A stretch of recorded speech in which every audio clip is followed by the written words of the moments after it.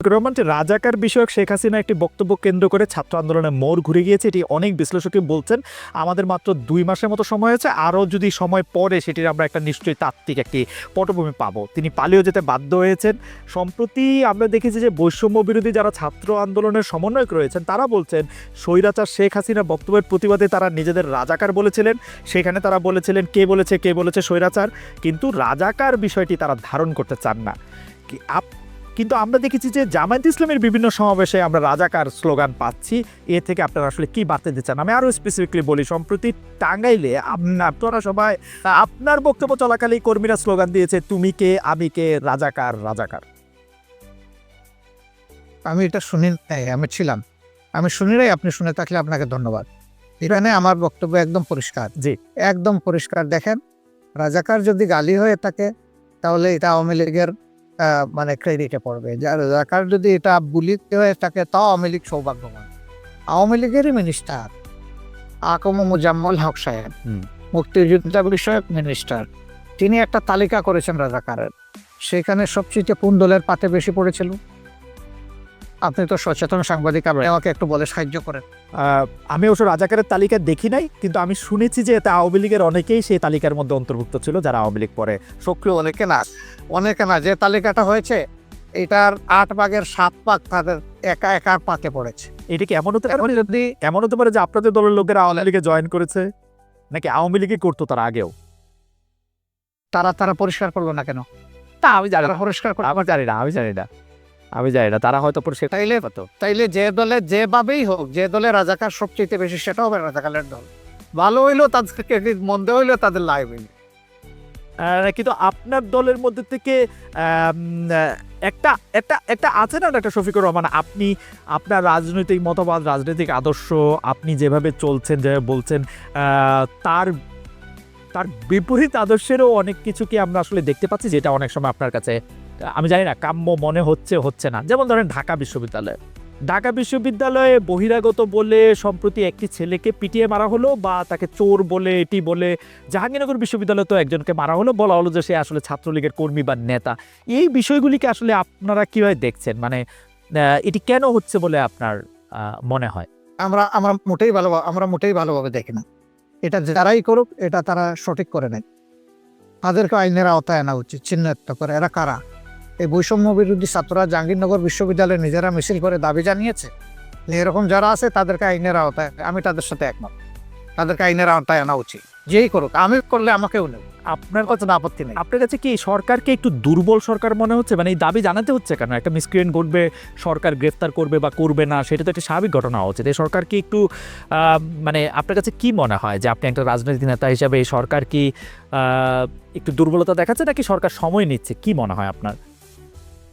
আপনি যেটা বলেছেন যে দাবি কেন জানাতে হবে, সরকারের মেশিনারি তো অটোমেটিক্যালি এটা ফাংশন, রাইট, এটা হওয়া উচিত। কিন্তু দাবি কি প্রথম? আগে নির্বাচিত বা পলিটিক্যাল গভর্নমেন্ট যারা ছিলেন তাদের কাছে বিভিন্ন দাবি মানুষ উত্থাপন করে না এই সমস্ত বিষয়ে। তাহলে এটাকে আমি আলাদাভাবে দেখবো কেন?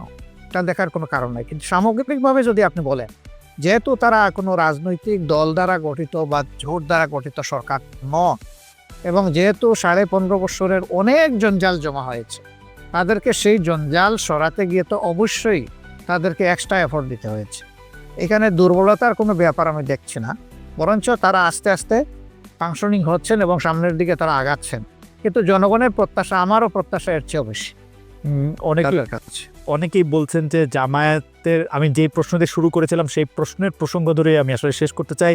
অনেকেই বলছেন যে জামাতে ইসলামীর যারা কোর সাপোর্টার তারা আসলে নিয়োগ পাচ্ছেন খুবই খুবই খুবই খুবই খুবই যেগুলিকে বলে কি পয়েন্টগুলিতে, এবং ভবিষ্যতে বাংলাদেশের চেহারাটা কেমন হবে সেটি হয়তো জামায়াতে ইসলামী ঠিক করে দিতে চাচ্ছে বা ঠিক করছে।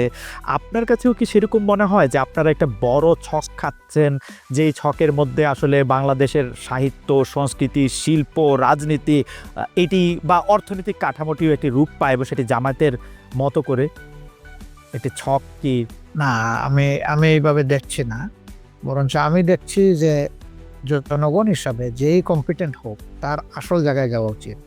যদি একজন মানুষের পটেনশিয়াল থাকা অবস্থায় রাষ্ট্রকে সার্ভিস দিতে না পারে, তাকে যদি ডিপ্রাইভ করা হয়, তাইলে এই ডিপ্রাইভ লোকটা যে দলের যে ধর্মেরই হোক না কেন তার প্রাপ্যটা তাকে দেওয়া উচিত। এতে দুটো লাভ, সে তার প্রাপ্য পেল আর রাষ্ট্র একজন কোয়ালিটি মানুষের সার্ভিস পেল। এই দিক থেকে যদি একই দল থেকে মানে কোয়ালিফাই করে, সে ফর এক্সাম্পল মনে করেন যে গণ অধিকার পরিষদ, তাদের দল থেকেও যদি কোয়ালিফাইড মানুষ চলে আসে, আমার এখানে তো আপত্তি থাকার কথা না।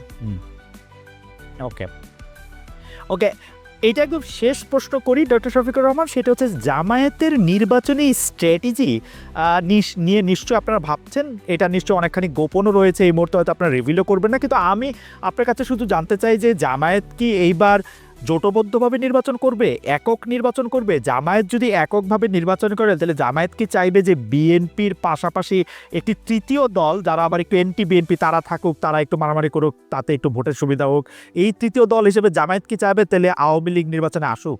মানে আমরা এভাবে ইনফারেন্স টানতে পারি কিনা? না না, আমি এটা আগেই বলেছি যে আওয়ামী লীগ কিভাবে রাজনীতি করবে আগে তারা ঠিক করবে। যারা একটা গণহত্যা ঘটিয়েছে, এখনো তাজা রক্ত ভাসতেছে, এখনো হাজার হাজার ছাত্র ছাত্রী যুবক শ্রমিক এখন আহত হয়ে কাতরাচ্ছে হাসপাতালের বেডে, তারা কিভাবে নির্বাচন করার চিন্তা করবে? তারা জনগণের বিপক্ষে দাঁড়িয়ে কার ভোটে তারা নির্বাচিত? তারা তো জনগণের বিপক্ষেই দাঁড়িয়েছেন। আগে তো এই জায়গাটা তাদের সেটেল করতে হবে। তারা এখন কিভাবে নির্বাচন করবে এটা তো আমার বুঝে আসে। আর আমরা তাদেরকে প্রমোট করবো, এলাও করবো, প্রশ্নই উঠে না। কারণ এই 15.5 বছরের সবচেয়ে নির্যাতিত বড় নির্যাতিত দলের নাম হচ্ছে বাংলাদেশ জামাত।